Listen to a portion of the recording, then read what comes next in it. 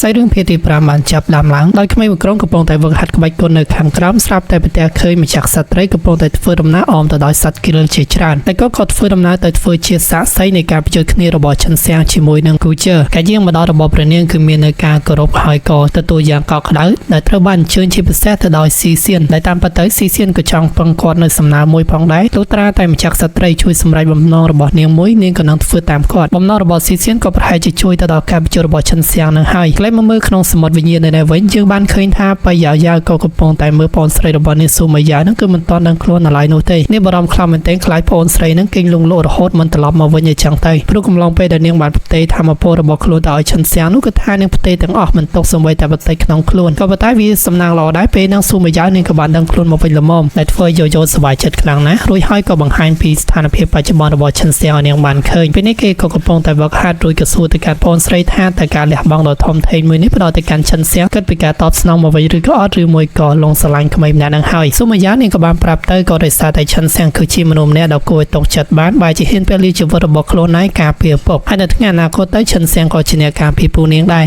ថ្ងៃទី3ក៏បានចូលមកដល់វាគឺជាថ្ងៃដែលឈិនសៀងធ្វើទៅតាមការសន្យាត្រូវប្រកួតជាមួយនឹងយ៉ាគូជើគេមកលហំហានជារទេះស្នែងមិនដឹងថាត្រឡប់ទៅវិញជិះចានឬមួយក៏ជិះឆ្នាំងទេយ៉ាគូជើនឹងគឺជាមនុស្សមានអំណួតម្នាក់គឺមិនគោរពទៅលើចាស់ទុំអីនោះទេពេលនេះឈិនសៀងអត់ឃើញថាស៊ីនសៀនមកជាមួយនឹងពួកគេនោះទេក៏សួរទៅកាន់លោកពូស៊ូទៅថានាងនៅណាលោកពូស៊ូនឹងអឿនណាស់នៅពេលដែលនៅជាលោកប្រុសយ៉ាគេមិនព្រមនិយាយជាមួយនឹងឈិនសៀងសូម្បីតែមួយម៉ាត់តែស៊ីនសៀននៅក្នុងគណៈពេលនេះកំពុងតែអង្គុយមើលការប្រកួតនៅខាងលើជាមួយនឹងម្ចាស់សត្រីផងហូដែលនាងសុំឲ្យម្ចាស់សត្រីនឹងជួយទៅដល់សៀវឈិនផងព្រោះដឹងស្រាប់ហើយថាឈិនសៀងមិនមែនជាដៃគូរបស់យ៉ាគូជើទេការប្រកួតរបស់ពួកគេទាំងពីរក៏បានចាប់តាមឡើងហើយការចាប់តាមគឺដូចជារាល់ដងចឹងពួកគេតែនិយាយឌឺដងច្មល់ឲ្យគ្នាទៅវិញទៅមកយ៉ាគូជើសម្ងថាខ្លួនមានធម៌ពលខ្លាំងថ្ងៃនេះសៀវឈិនបើមិនបាក់ជើងក៏ពិការដែរតែសៀវឈិនក៏បានប្រាប់ទៅវិញថាមិនប្រកាសនោះទេព្រោះដោយសារតែយ៉ាគូជើនឹងបានយករទេះស្នែងមកប្រហែលជាគេត្រៀមខ្លួននៅពេលបាក់ជើងហើយសម្ដីរបស់ឈិនសៀងដែលជាក្មេងជំនាន់ក្រោយធ្វើឲ្យយ៉ាគូជើនឹងខឹងមួម៉ៅក្តៅក្រហាយជាខ្លាំងបន្ទាប់មកគេក៏ចាប់ផ្ដើមប្រើប្រាស់នៅធម៌ពលដ៏ខ្លាំងក្លារបស់ខ្លួនបង្កើតបានទៅជាបាតុភូតពណ៌ស្វាយអមទៅដោយរន្ទះដ៏ខ្លាំងក្លាតែនេះគឺគេចង់សម្ញៃរិទ្ធបង្ហាញនៅលំពេងពិសេសរបស់ខ្លួនដែលវាគឺជាលំពេងផ្កាយប្រចាំគ្រួសារយ៉ាវដើម្បីតចំនួនមកហើយគឺថាវាគឺជាលំពេងដ៏ខ្លាំងក្លាបន្សល់ទៅដោយមេតបចំនួនមុនដាក់តែមួយក្បាច់សម្រាប់កងទ័ពរហូតដល់ 10000 នាក់យ៉ាងស៊ីផុយឈិនសៀងរបស់យើងគឺអត់ទាន់មានអាវុធនៅនឹងខ្លួននោះទេចឹងហើយគេក៏មានតែពឹងទៅលើធម៌ពលកញ្ញាំនីក្រីតែប៉ុណ្ណោះយុទ្ធសាស្ត្រនីក្រីបៃតងរបស់គេក៏ប្រហែលជាដល់ដំណើរការមួយដែលអាចស្រូបយកនៅបាតុភូតរន្ទះបានហើយនៅតែចាប់អារម្មណ៍ជាមួយនឹងវិជារបស់ឈិនសៀងនោះក៏ជាម្ចាស់សត្រីហងហួរគាត់ហាក់ដូចជាធ្លាប់បានឃើញស្ទានមួយនេះហើយក៏មិនចង់រងចាំយូរនោះទេយ៉ាគូជើក៏ចាប់ដើមប្រើប្រាស់នៅលំពេញផ្កាយរបស់គេនឹងសម្រុកជើងមកវាប្រហារទៅកាន់ឈិនសៀងខណៈពេលដែលឈិនសៀងរបស់យើងនឹងក៏ចាប់ដើមតបតជាមួយនឹងគេដោយបានបញ្ចេញនៅលំហូរធម្មពលភ្លើងជាច្រើនទម្លាក់ចូលទៅល្បឿនវាប្រហាររបស់ឈិនសៀងក៏បណ្ដាលឲ្យយ៉ាគូជើភ្ញាក់ផ្អើលហើយត្រឹមតែ3ថ្ងៃសោះគេបែរជាដល់ដំណើរការនេះដែរអ្វីដែលពិសេសជាងនោះទៅទៀតគឺថាល្បឿនរបស់ឈិនសៀងនៅតែម្ដងលឿនមែនទែនមានឲ្យឆ្ងល់នោះទេដែលឈិនសៀងអាចយកឈ្នះព្រឹត្តិការណ៍សនីហានបានហើយដូច្នេះហើយក៏បញ្ចេញនៅស្នេហ៍ទី1ឲ្យឈិនសៀងភ្លក់ទៅស្នេហ៍នឹងគឺមានឈ្មោះថាលំពេញបបៃភ្នំយូមុនឈិនសៀងក៏តបតទៅវិញជាមួយនឹងកណ្ដាប់ដៃនៃគ្រីភ្លើងធម្មពលរបស់អ្នកទាំងពីរក៏បានប៉ះគ្នាក៏ប៉ុន្តែដោយសារតែបទពិសោធន៍ស្ទើររបស់ឈិនសៀងនឹងក៏បណ្ដាលឲ្យយ៉ាគូជើមានការវាយគេប៉ាមកខាងក្រោយនៅពេលដែលគេប៉ាំងហើយធ្វើឲ្យស៊ីសៀនក៏ដូចជាឪពុករបស់គេនឹងព្រួយបារម្ភជាខ្លាំងខ្លាចថាគេមិនអាចយកឈ្នះបានប៉ុន្តែបើទោះបីជាអញ្ចឹងក៏ដោយឈិនសៀងក៏នៅតែបន្តក្រោកមកព្រោះដឹងថាវាទើបតែជាការចាប់ផ្ដើមនោះទេចោះចាញ់ត្រឹមនឹងមិនកើតដោយសារតែឈិនសៀងបែបនេះហើយធ្វើយ៉ាគូជើក៏ចាប់ផ្ដើមមានមនុษย์ហើយចង់ដឹងណាថាតើឈិនសៀងអាចតបតជាមួយនឹងគេបានប្រមាណស្នៀតទៀតនៅពេលដែលគេសម្រុកចូលមកស្រាប់តែឈិនសៀងអាចចាប់លំពេងរបស់គេបានថែមទាំងមានឱកាសវាយបោកគេទៀតនៅពេលដែលចាប់លំពេងរបស់គូជើបានហើយឈិនសៀងវាប្រហារនឹងដូចជាទំនងក្រនបើក៏ប៉ុន្តែចង្រៃយកឲ្យបែរជាល្អជាងធ្វើគូជើមានឱកាសជូនគេមកជើងកដាមកទៅចឹងហើយធ្វើគូជើមានអំណួតបន្ថែមទៀតគេគិតថាសូម្បីតែព្រះនឹងក៏នៅខាងគេដែរក៏ប៉ុន្តែសម្រាប់ឈិនសៀងប៉ុណ្ណឹងមិនមែនជាបញ្ហានោះទេក៏ប៉ុន្តែពេលហ្នឹងក៏នឹកឃើញនៅវិធីមួយដោយសារតែរន្ទះនៅខាងលើហ្នឹងដូចជាបាញ់អត់ប្រយោជន៍ពេកគេក៏មានកំណត់មួយចង់ឆ្លៀតឱកាសនេះដើម្បីពង្រឹងនៅការវឹកហាត់របស់ខ្លួនឯងផងគូជើក៏មិនក៏តោយយូរនោះទេចាប់ផ្ដើមវាយប្រហារបន្ត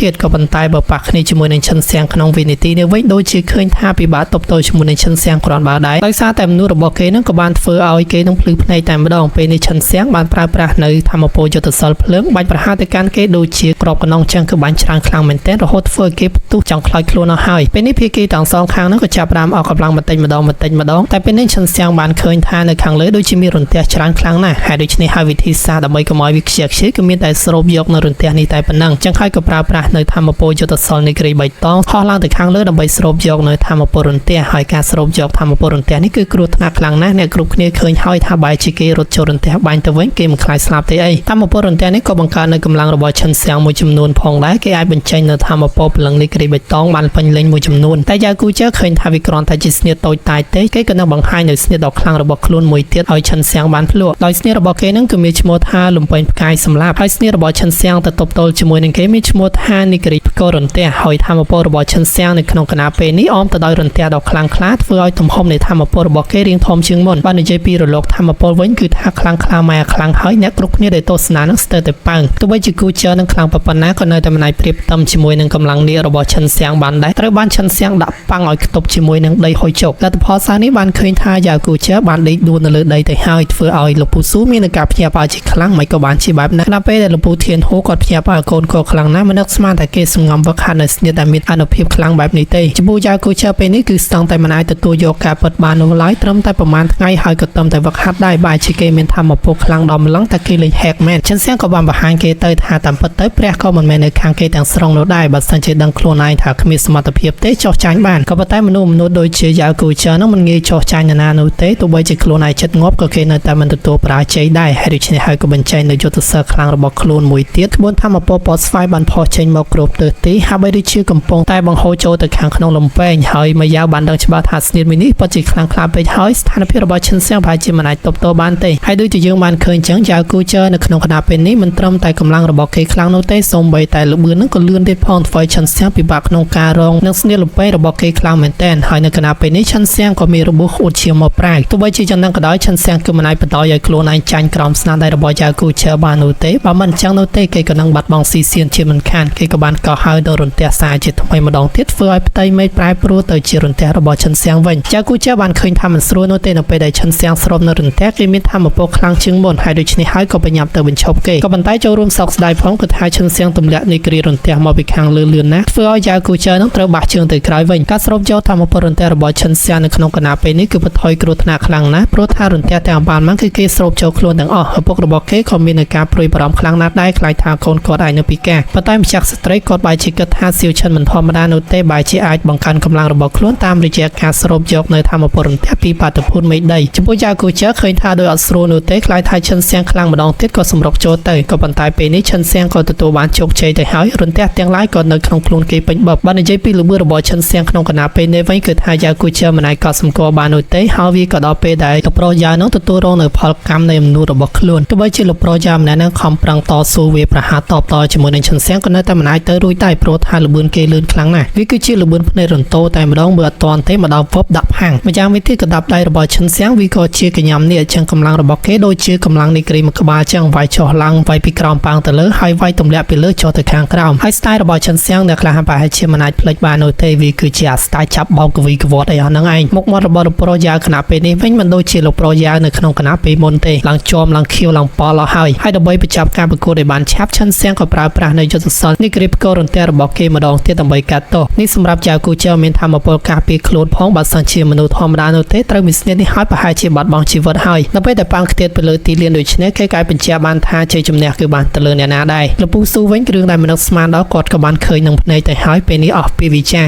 ឪពុករបស់គេរួមទាំងស៊ីនសៀនមានការសប្បាយចិត្តជាខ្លាំងហើយម្ចាស់ស្ត្រីក៏រត់តែភ្ញាក់ផ្អើលទៀតស្នៀតដែលគេបានវាយប្រហារបាញ់មិញនេះមិនមែនជាស្នៀតមនុស្សធម្មតាដែលអាចប្រើប្រាស់បានទេឥឡូវនេះយោងទៅតាមការភ្នាល់រវាងយ៉ាវគូជើជាមួយនឹងឈិនសៀងនៅពេលដែលគេចាញ់ហើយគេឃើញគ្មានសិទ្ធិលូកដៃក្នុងរឿងគ្រូសាសិនក៏ដូចជាគ្រូសាស៊ូទេត្រូវតែនៅឆ្ងាយដូចជាការនិយាយរបស់ឈិនសៀងមែនគឺថាយករទេះមកដើម្បីដឹកគេត្រឡប់ទៅវិញគឺដឹកមែនពេលមកជារទេះឡើងលយទៅវិញដេកស្ប៉ាបនៅលើរន្ទះហើយនៅក្នុងគណៈពេលនេះឈិនសៀងក៏រៀងអស់កម្លាំងរហូតដល់បាត់បង់ស្មារតីសន្លប់ដែរព្រោះថាការស្រូបរន្ទះគឺមិនងាយស្រួលដូចយើងគិតទេឥឡូវនេះភាគទី5ក៏ត្រូវបានស្លេះរងចាំតាមដានទស្សនាក្នុងភាគទី6ទៀតហើយក៏កុំភ្លេចជួយចុច like Subscribe ឲ្យ admin ម្នាក់មួយផងហើយក៏សូមជូនពរឲ្យអ្នកទាំងគ្នាសុខភាពល្អបវររុងរឿង